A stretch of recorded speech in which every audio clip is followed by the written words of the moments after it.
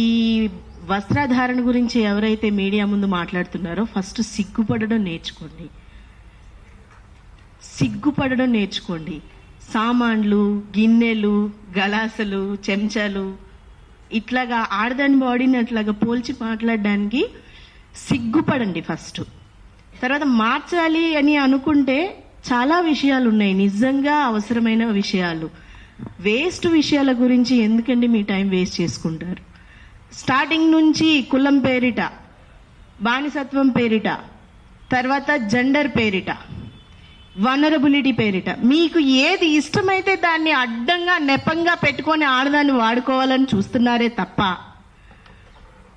ఆమెకి ఒక self respect ఉంటుంది, ఆమె వ్యక్తిత్వం ఉంటుంది అనేదాన్ని మీరు కంప్లీట్లీ అసలు నోటీస్ చేయట్లేదు అనేది నాకు అనిపిస్తుంది. నేను పెద్దగా ఏం చదవను, నేను పెద్దలతో పెరిగాను, వాళ్ళతో విన్నవే నేను ఎక్కువ శాతం మనసుకు తీసుకుంటాను.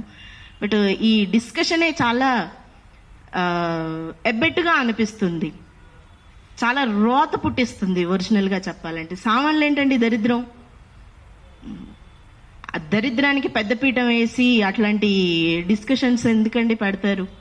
కొంచెం అర్థం చేసుకోండి. మీ కొంపలో కూడా కొంచెం ఉంటారు కదా ఆడవాళ్ళు, సో వాళ్ళు ఎంత దెబ్బతింటున్నారో ఆలోచించండి. సామాన్లు ఏంటంటే సామాన్లు.